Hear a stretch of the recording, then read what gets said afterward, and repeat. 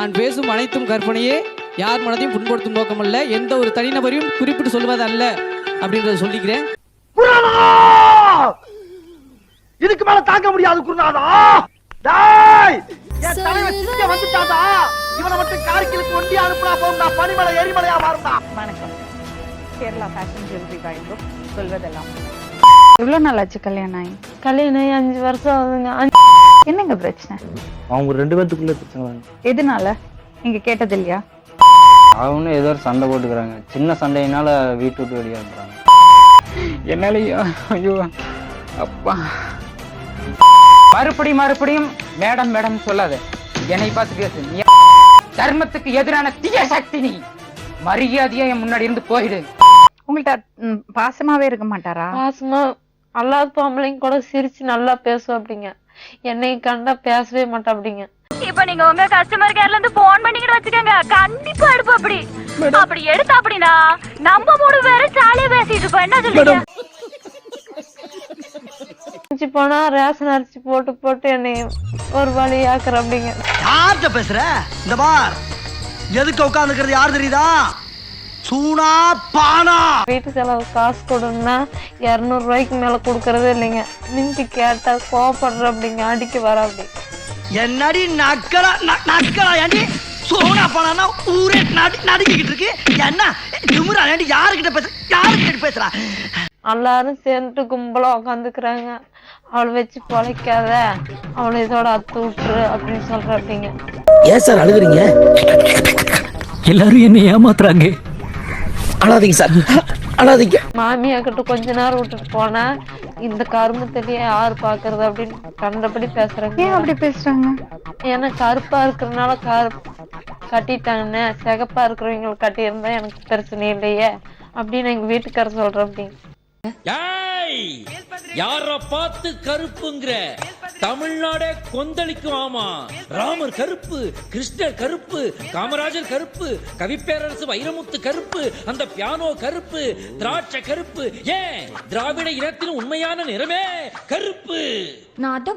ஒரு நாள் வேலையில நான் வீட்டுக்கு வந்தேங்க. வீட்டுக்கு வரும்போது எங்க அக்கா அடிச்சிட்டு இருந்தாங்க.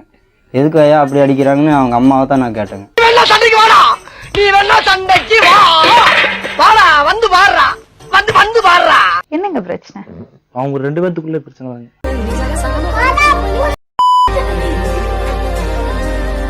நாங்க அட்வைஸ் பண்ணி விடுவோங்க மேடம். என்ன அட்வைஸ் பண்ணுவீங்க? அது லைஃப்ல வந்து இருக்கிறது சகஜம்தான் அப்படிங்கிற மாதிரி சொல்லுவோம். என்னென்ன சொல்றான் பாருங்க. கம்பி கட்டுற கதையெல்லாம் எடுத்து போடுறோம்.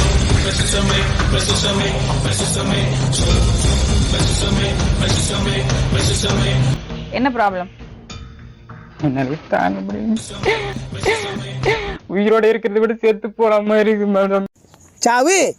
சாவும்ல செத்த பையல. நீ நலமா இருந்தா ஒளிஞ்ச எனக்கு பத்தி நீ சாவும்ல செத்த பையல. இந்த பொம்பளை செஞ்ச காரியம் மேடம். பொம்பளைன்னு சொல்றதுக்கு எனக்கு என் மனைவின்னு சொல்றதுக்கே கேவலமா இருக்குதுங்க மேடம்.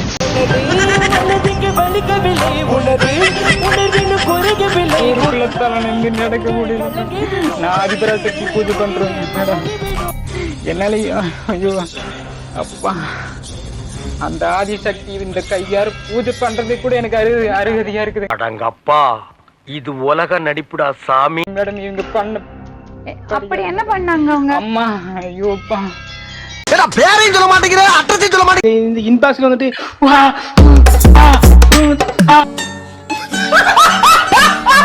நீங்க அவங்கள சந்தேகப்படுறீங்களா? 4 வருஷமா நல்லா இருந்தாங்க மேடம். ஒரு சின்ன பிரச்சனைனா 6 மாசம் கூட என்கிட்ட பேசுறது இல்லைங்க மேடம். 6 மாசம் ஆகுங்க மேடம். 6 மாசம் பண்ணிக்கிட்டா நானே பண்ணல. தப்பு பண்ண எப்படி நீ என் கண்ணார பார்த்தேன். கண்ணார் என்ன ஆதரவு வேண்டாம்? ஆதாரம் வேண்டாம். என்னம்மா நீங்க இப்படி பண்றீங்களாமா? மனசாட்சி, என் மனசாட்சி. என் குழந்தைங்களுக்கோசரம் நான் கம்மன் இருந்துட்டேன். ஏன் மனசாட்சிப்படி இது வரைக்கும் நான் யாருக்கும் எந்த துரோகம் பண்ணதில்லை. வெறும் சந்தேகமா இருந்தா சந்தேகம் கிடையாது மேடம். எப்படி சொல்றீங்க? பார்த்து மேடம், உண்மையா நான் நேச்சுரலா பார்த்தது. அந்த நேச்சுரலா பார்த்தது என்னால முடியல.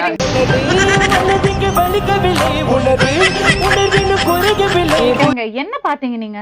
அது எப்படி என்ன வெளிப்படுத்தி பேச முடியல மேடம். அந்த குடிமையை வாயால எப்படின்னே சொல்லு. சொல்லாம் போ.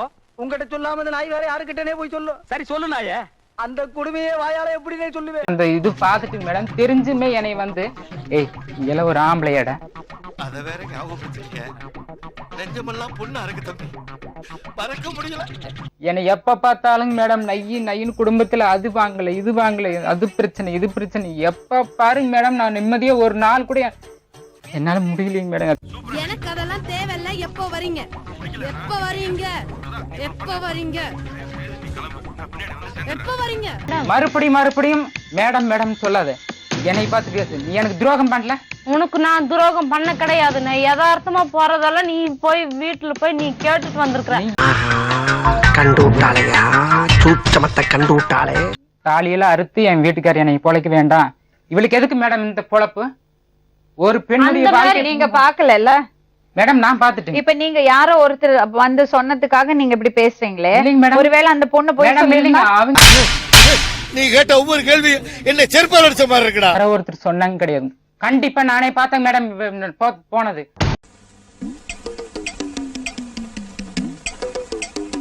பூஜை பண்றதுனால பக்கத்துல வரக்கூடாது சொல்றாரு.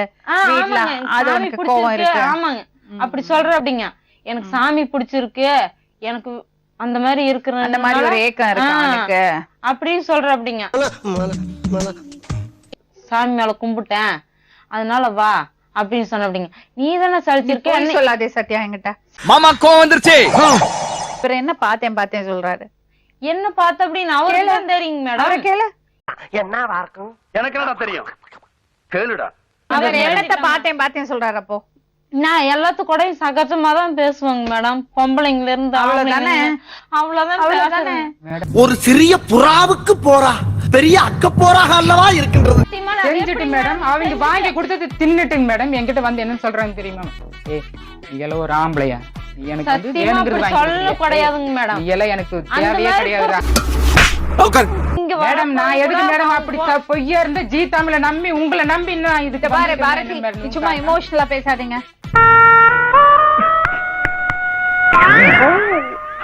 எங்கேயோ போயிட்டடா நீ.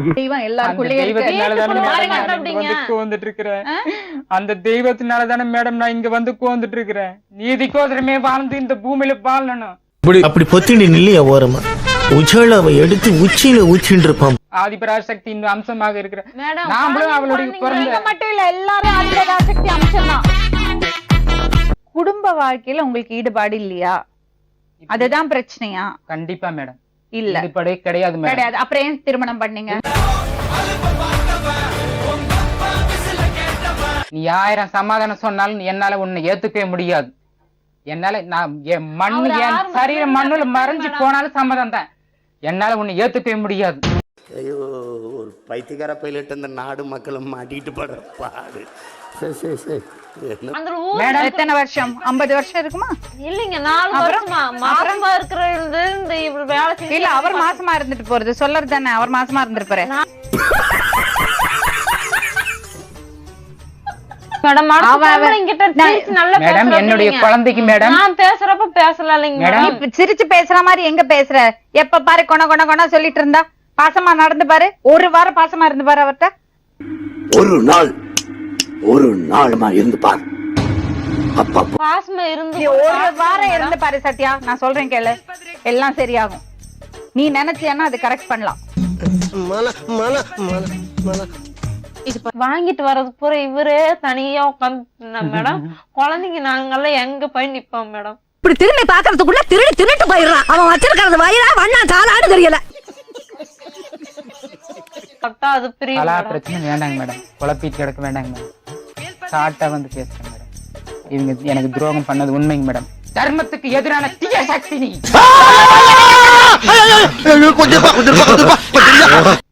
மரியாதையா என் முன்னாடி இருந்து போயிடு. நான் மனுஷனாவே இருக்க மாட்டேன். தர்மத்துக்கு உங்களுக்கு தர்மம்னா என்னன்னு தெரியாதுங்க மேடம். தர்மத்துக்கு எதிராக தீய சக்திங்க மேடம்.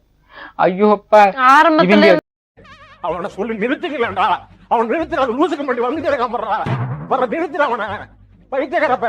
தம்பி பாரதி பக்தி ஆன்மீகன்னு குடும்பத்தை விட்டுட கூடாது மேடம். சின்ன வயசுலயே 13 வயசுலயே ஆதிபராசக்தியை நான் நேரடி தரிசனம் பண்ணுவேங்க. ஆஹா. அம்மனே என்கிட்ட நேரடியா வந்து சொன்னாங்க மேடம். என்ன சொன்னாங்க? மரியாதையா இருந்துக்க. 26 வயசு உன்னுடைய ஏஜ் ஆகும்போது உனக்கு பிரிவினை நடந்தே திரும்ப உனக்கு சரி, அப்படி ஒரு மனைவி ஏன் கடவுள் உனக்கு கொடுத்தாரு? நக்கல்யா அவனுக்கு மேடம் சத்தியமா சொல்றேன் இத மேடம். பாருங்க. அம்மனை நான் பார்த்தது உண்மைங்க மேடம். இருக்கட்டுமேப்பா, நான் கூட தான் பாக்குறேன். உங்ககிட்ட எனக்கு கடவுள் தெரியறாரு, அவகிட்ட எனக்கு கடவுள் தெரியறாரு.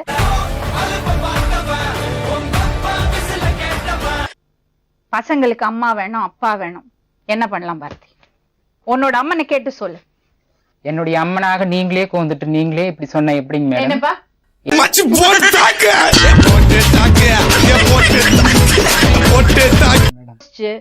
அம்மன்ட்ட கேட்டு பிரார்த்தனை பண்ணி என்கிட்ட சொல்லு பாக்கலாம். கண்ண மூடு, அம்மனை வேண்டிக்கோ, மனசுல என்ன அந்த கெடுதலை தூக்கி போடு. கண்ணை மூடிட்டு மனசுல இருக்கிறத அழுக்க தூக்கி வெளியே போடு. கடவுள்கிட்ட அனுகிரகத்தை வாங்கிக்கோ. அம்மா, என் குடும்பம் நல்லா இருக்கணும், என் மனைவியோட பசங்களோட நான் சந்தோஷமா வாழணும். அம்மாவை கேட்டுக்கோ, அம்மாவை கேட்டுக்கோ. மேடம் என்னால முடியலைங்க. முடியல தலைவரே, முடியல. அந்த பத்ரகாளி அம்மனே சாட்சி. இவங்க சரியான துஷ்ட சக்தி. சரி, ஒரு விஷயம் சொல்லட்டுமா? அம்மன் இருக்காங்கல்ல உங்க மேல, அவளுக்குள்ள இருக்கிற துஷ்ட சக்திய விளக்கு.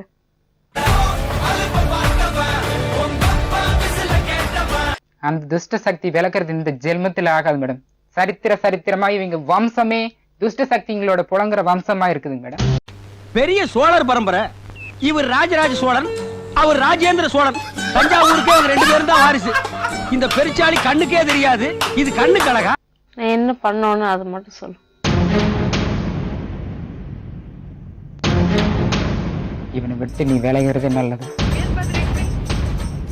இவனோட உன்னுடைய வாழ்ந்தனா உன்னுடைய இன்னும் பல பிரச்சனைகள் நீ பாதிச்சு ரொம்பவே போயிருது. என்னது இவனை விட்டு வெளியே போன்னு சொன்னீங்கல்ல உங்கள்கிட்ட, ஏன் அப்படி சொன்னீங்க? இவனை விட்டுங்க அப்படின்னு சொல்லணும் மேடம். நல்லா பார்த்து சொல்லுங்க மேடம். 2 பேர் மேல இருக்கிறாங்க மேடம். எது 2 பேர் இருக்கிறாங்க மேடம். சும்மா எதையாவது சொல்லிட்டு இருக்காதீங்கப்பா, கற்பனை பண்ணிட்டு. கண்டிப்பாங்க மேடம். அவங்க 2 பேர் 4 பேர் தெரியறாங்க.